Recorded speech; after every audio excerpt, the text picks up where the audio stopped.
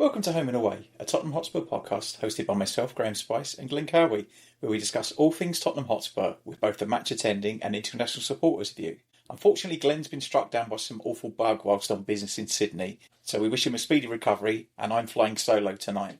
This week's episode, I'll review the Villa match from last weekend, preview the Monaco match tomorrow, Everton away on the weekend, as well as taking a look at some of the news from around the squad, especially injuries.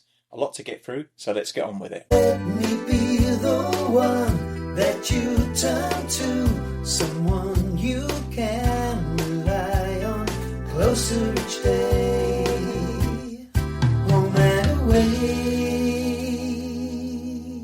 So first of all, let's look at the Villa match.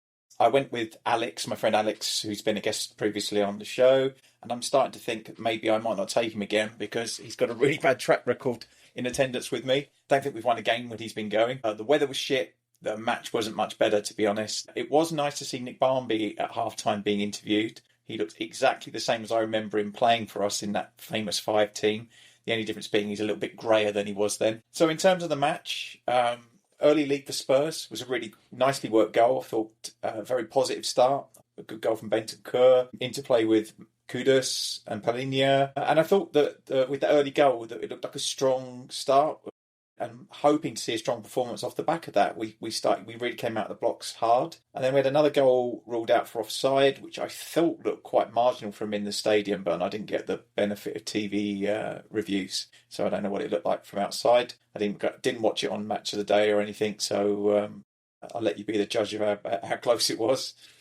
And then I really didn't think that Villa created that much from open play. We looked fairly solid at the back. We didn't really look too worried. And then on the 37th minute, Morgan Rogers unleashed a really spectacular long-range goal. Keeper never got a look at it. And it's 1-1. So it just felt like we'd had quite a lot of possession, made quite a lot of chances, and we looked quite good up until that point. And so it was a bit frustrating, really. I don't know why. From distance outside the box, maybe we should have closed him down quicker, but it didn't look like we did much wrong. I think it was just a moment of brilliance, really. And then second half was not good at all. Their substitutions made much more an impact than ours did. Like Buendia, who scored the winning goal, was another great goal from way outside the area again. From the point that they scored their second goal, we didn't create another chance. We didn't have another single shot on their goal.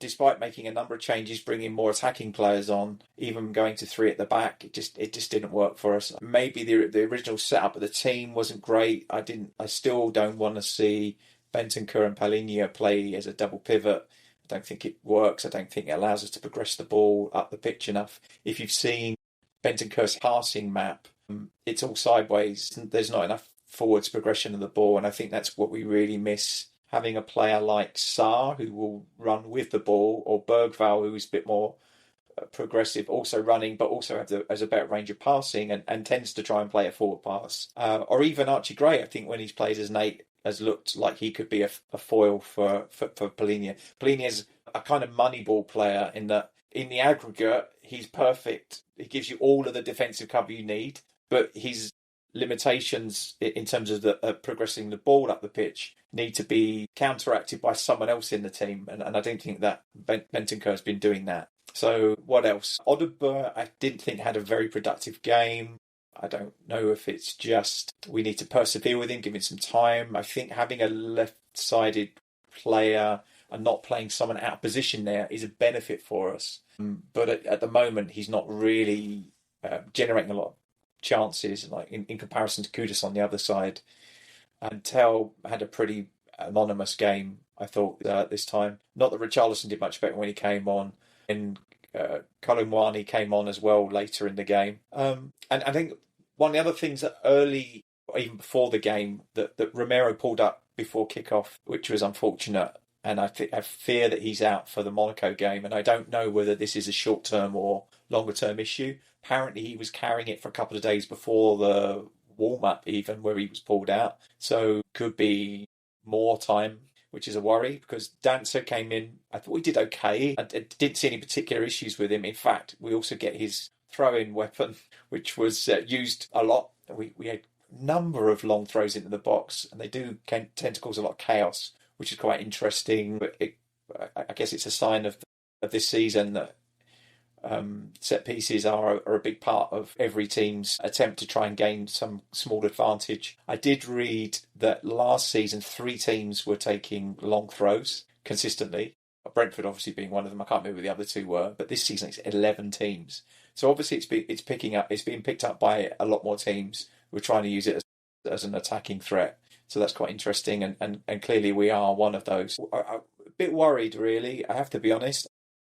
Not making enough chances, so attacking intent isn't good enough. Not progressing the ball quickly enough through the midfield.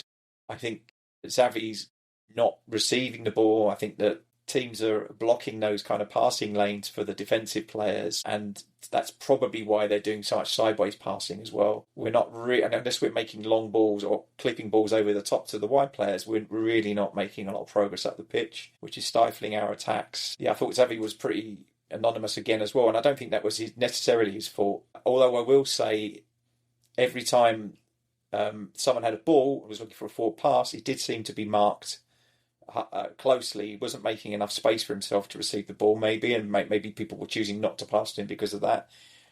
Weird. We'll see whether we see any improvements, maybe a change in formation in future games. So I think that's the thing, is that the 2 goals were, I don't think you'd call them defensive lapses. Maybe in the second one, I think that it could have been closed down a lot quicker. Not necessarily Buendia, but the phase before that, I think Spence ended up not tracking a player properly. So actually, in terms of chances created, Villa didn't really create very much. But when they had 2 really good chances, they took them, and they weren't really even sort of like good chances. They were just special shots, and we don't really have that. We've not really had anyone taking clean chances. I mean, there was a few times when Xavi did get the ball on one side of the box, and he looked to be trying to get it on his right foot to curl a shot in. He didn't do it. He just kept going and get further and further until eventually he was too wide to actually shoot anyway, and then he ended up having to pass the ball because he'd missed the opportunity. We're just very frustrating to watch going forwards at the moment, and I like the fact that we've become more compact and more difficult to play through at the back, but at what cost? At the moment, I think we beat Villa 4-1 last year, and I think even Timo Werner scored against them, which is a bit weird. But yeah, it was an awful game, horrible. I'm very disappointed, and I'm worried a little bit because I don't see in the squad that he could play much differently. Maybe he could have started with Colin Moani or Richarlison, or maybe Richarlison on the left and Colin Moani up front. But I don't know how fit he is. I don't know how much of a game that Colin Moani could play at the moment. He's missed his pre-season, and then he's had an injury. Could be that 20 minutes is all he's managing at the moment, but something's got to change because, yeah, and I don't want to start seeing us playing Xavi out on the left, because the games where he played there, I don't think it was very effective at all. So that was a worry, that we need to find a way to have, if you like, replace 2 or 3 players in the team due to injuries and not see a massive drop-off. I think we talked about it earlier in the season and in pre-season. I think Thomas mentioned it, which was that, you know, we need to raise the floor, not just the roof. So I think at the moment we've improved certain areas on the first team starting 11. So for instance, Kudus and Xavi potentially are better players than what we had previously. Although you could say that Xavi's not much better than Maddison was at the moment. But then I guess I don't know if that's just time to bed into a new way of playing. But actually, when you start to get injuries, the understudies for those players are nowhere near the level that they need to be. Like when we're bringing in, we don't really have a proper left winger at all. We have players, but not one that I would consider to be a first team regular. Strikers, with Solanke out, we've really run out of goals up front, and then in defence, with Romero out, Udogie out, we're down to our last 4 defenders again. It's weird that we looked like we had some additional cover, but Tokai, the Japanese guy, is already injured. He's not played a single second for us yet. He's been injured from the minute he got here. And now we've got Dragusin still not back from that long-term, I think it was an ACL injury. And now Romero also, not sure whether that's going to be long-term or not, but we shall see. And even Ben Davies came back from international duty injured as well. So even if you would consider him to be cover in centre back or full back areas, we don't have him either. So the defence pretty much picks itself for the next game because unless there's a recovery, but I don't think that Romero and Udogie have travelled even to Monaco. So we shall cover that in a minute. So we lost another home match. Home record is 2 losses, a draw and a win, I think, this season out of 4 matches. It's not great. It's not the fortress that Frank was talking about anyway, that's for sure. So I'm not sure. We seem to be more effective away from home at the moment. Know why that is. There's no logical reason why that would be. I guess maybe teams are a bit more attacking minded when they're playing at home against us, which gives us more space. Maybe it's easy to play through teams that are pushing as well. I think if you go back for our last 18 Premier League games, so that's 4 this season and the last 14 of last season, we've only won 3 home games in the Premier League in 18, which is an awful, awful statistic. We know that last season was bad and was injury ravaged, and Ange's inflexibility to try and play differently to suit the available players to him, to keep persevering with his style of play when we would clearly had inferior players on the pitch. But my worry is that this has continued this season when we in theory we're starting to see the injuries rack up again, but we do have better players available to us, which is concerning. So yeah, it's our worst start since 2008-2009. So just 4 points from 4 games. So not good at all. We might be sitting reasonably comfortably in the top half of the table, but that's thanks to our away form, not our home form. So yeah, something needs to change. Really hope he reconsiders that double pivot. I think it has a massive impact on the fluidity of the game and how quickly we get the ball forward. I think it was too slow and ponderous in the build-up. It means that teams are able to get back into 2 banks of 4 behind the ball by the time we're thinking about getting out of our own half. So yeah, not happy with that, but we shall see. But not good. So I think that's the thing, is that it's weird because defensively we didn't play terribly. I thought we looked reasonable. Two good strikes, 2 goals. We lose the match. Okay, so we'll move on to the Monaco game. That's tomorrow evening, 8 o'clock kickoff UK time. So what's that? For 6 a.m. kickoff for Australia. Middle of the day kickoff for our US watchers. So not a great time for anyone really, apart from me, because I'm actually obviously not going to Monaco. I'll be watching this one at home. Concern again, 9 injured players. It's the middle of October and we've already got 9 injured players. So Romero is out for tomorrow. Udogie's out. Takai's still injured. Dragosin's still injured. Kulusevski's still out. Solanke's still out. Maddison's still out. Bissouma is out. Ben Davies is now out as well. So it's a big hit to the squad.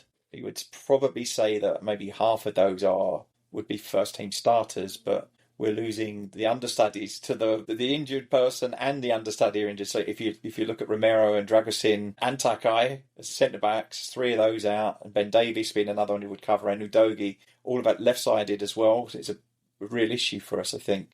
I don't know whether we really need to. I mean, every time we get a big batch of injuries, we seem to review the medical staff, and I thought we made massive changes after last season. I read that we changed the head of the medical team and nearly everyone who worked underneath him, but different people, same outcome at the moment, it seems. And I'm not sure, it's not the same coaching, it's not the same management, it's different styles, different training. It's weird. I feel like Frank's doing a lot more rotation of the players as well, so it's not like we are burning out the same players every week. We've rested players consistently, so I don't feel like he could do much more than he is. But yeah, it's really bad luck. I hope it's just bad luck and not anything more sinister. But yeah, it's a problem. So the game is 8 o'clock kickoff, as I said, at the Stade Louis II in Monaco. Stadium on top of a multi-storey car park, for those who haven't visited before. It's a very strange place, Monaco, in that it's very small, and so everything goes straight up in the air to make as much use of every square piece of land they've got, which includes sticking the football stadium on top of a car park. So far, we've got 4 points from 2 matches in the Champions League, which isn't a bad start. Although you would say that Bodo Glimt away game, the last one, was probably one of our worst performances that we've had for quite some time in Europe. I was really disappointed. Probably the worst game since the away game in the Netherlands last year. But yeah, so I'm hoping for more. Monaco, they're in transition, so they've recently replaced their manager with Sebastian Conley. I'm not very good with the names, but he's their current manager. They've mixed form in Europe. They got a really good last-minute 2-2 draw with Man City due to a late penalty, but they also got beaten by Club Brugge. So it's hard to really see what we're going to be facing, which team will turn up, the one that lost heavily to Bruges or the one that gave Man City a really good match. And also been inconsistent in the league. So maybe it's a good time to play them, or they might be thinking the same about us after last weekend. So we already talked about absentees for us. I'm not sure that there is much rotation that we could do. We'll obviously see Danso, I would imagine, with Mickey van der Ven again. I'm hoping we will play someone else alongside Palinha, but I'm not convinced that he won't. I think he'll persevere with that double pivot, which I won't be happy about. I can probably see Richarlison starting this match. Maybe, because Tell can't play, obviously, so we don't have any choices in attack. So I'm expecting maybe Odobert will stay on the left, Xavi in the middle, Kudus. So you pretty much the same except for the striker change. Fullbacks, no choices because everyone else is out injured. Centre-backs, we're down to the last two, so same. God knows what the bench is going to look like. There's going to be a lot of young players, I think, on the bench making up the numbers. Right, so what do we need to do? I think we need to get in. We need to really start quickly. I think that was good on Saturday that we did come out. The first 5-10 minutes, we were really aggressive and we attacked them. The pressing was very good.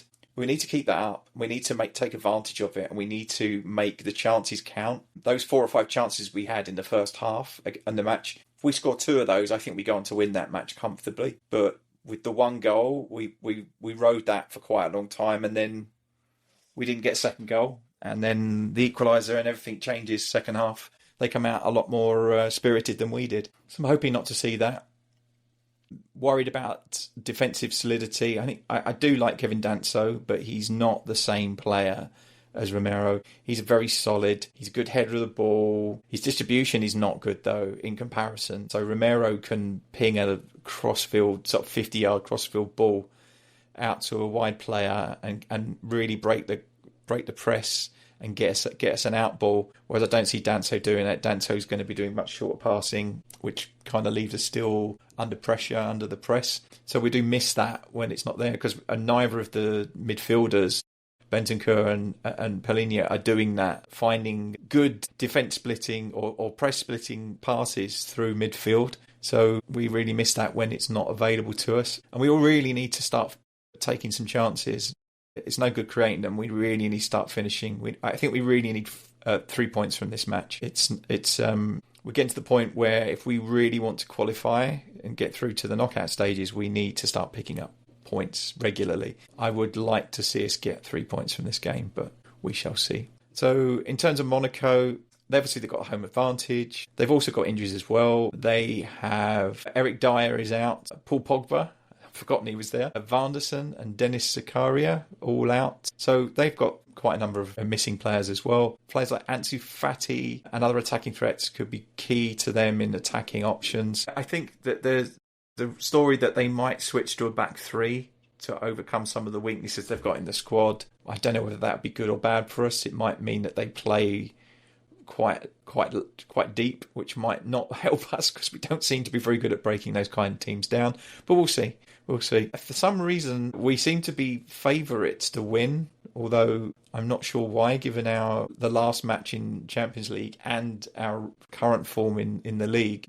I'm surprised at that. I would have thought maybe the draw was probably the bookie's choice, but we shall see. Yeah, so we could do with an away win. I think it would really boost us. Is it the next game is it Copenhagen at home?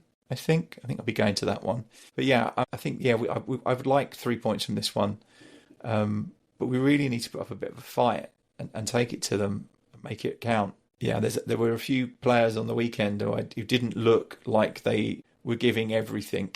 I would like to see a bit more of that from the team, but we'll see how it goes. So my prediction for that match, I'm going to go for a 1-1 draw. I feel like I would like more, but given where we're at the moment, I'd be comfortable taking something from this match, but I would much prefer us to find a way to win it, but I'm not that confident. Okay, we'll move on to the Everton match on the weekend. Sunday, 6:30 kickoff, so it must be the TV match on Sky in the UK. At the Hill Dickinson Stadium, our first match at the new Everton home stadium, which will be interesting. I've obviously never been up to the new stadium. I'm sure there'll be some supporters going up for the first time. We struggled last season against Everton. We lost up there at the old stadium. We are 6th, I think, at the moment with 14 points from 8 matches. Everton are 12th with 11 points from 8 games. So it's still pretty tight and pretty bunched up in that middle section of the league. They've been decent at home, draws and a win. I think away Everton form's not been as good. New stadium and crowd atmosphere could be an advantage for them. Seems to be quite good for them at the moment. It'd be interesting to see. We obviously got a fairly long list of injuries already, and we don't know what's going to come back from Monaco yet. We'll have to wait and see on Thursday, see who makes it out of Monaco alive. So definitely our forward and attacking depth will be impacted, and we really need to players out other than the strikers to start chipping in with goals. Continue, well, especially for Kudus and Xavi, we need to see more goals, I think, really to counteract the fact that we're missing first choice strikers. We have a really mixed record against Everton, I think, as I said before. We really need again to be strong defensively and also take chances. I think winning the ball, keeping and winning the ball in midfield will be important. I'm not sure. I've got a feeling that will be a double pivot game, which maybe it works for a away match like that. The issue is that when we do play it, I'm fine with us playing to disrupt other teams. But in the once we do the turnover, we really need to make something happen with the ball. And far too frequently, we just give the ball away cheaply after winning it back. And then we're back under pressure again. I think that's something I've seen consistently in a number of the matches that we've been playing. Passing has been poor. It's not even like if someone's trying to make a really progressive pass up the pitch to pick out a player in a dangerous position, and it doesn't happen because it was a high risk ball. I'm okay with that. But we're messing up like less than 10-yard passes between players in midfield, which shouldn't happen. But yeah, so that would be interesting. Of the 54 matches we played against each other in the Premier League, we've won 24, they've won 10 with 20 draws. Interestingly, over half the games that we played against them have had over 2.5 goals. So if that continues, it will be an interesting game for the neutral. Hopefully for us, but we'll see. I think there's a lot of people, I'm looking at the betting predictions, they're all predicting a draw or a narrow win for us. Again, we're thought of very highly by everyone except people who are watching us play regularly, it seems. Yeah, so I don't know if I was going to make a prediction for this match. 2-1 win. I don't know why I'm optimistic about that one after the Monaco one, but maybe we see someone back for that match. I don't know how close some of the players are to coming back. Maybe Colin Mwani starts to play himself into more minutes. I'm not really sure about how fit he is. For all the stories about his injuries and his dead leg, I have a feeling he was really suffering from a lack of fitness through not having a pre-season, and also I didn't have a lot of rest after the Club World Cup with Juventus. So we shall see. Yeah, so I'd say a 1-1 draw for me. I'm not sure what to expect from that match yet. I hope that we continue our reasonable away form. That would be good to see. So I've kind of covered everything I had for this. I've no witty banter with Glen, which has been tough. He's the yin to my yang. So we'll struggle through to get you an episode out today, and I hope I didn't disappoint anybody who was here for the Glen show. So thanks to everyone who's listened in. Please like and subscribe to the podcast to tickle the algorithm so we can get in front of more Tottenham supporters. And let us know in the comments what you think of our chances in the 2 up-and-coming matches. And to close us out, as Glen would normally say, come on you Spurs. Let me be the one that you turn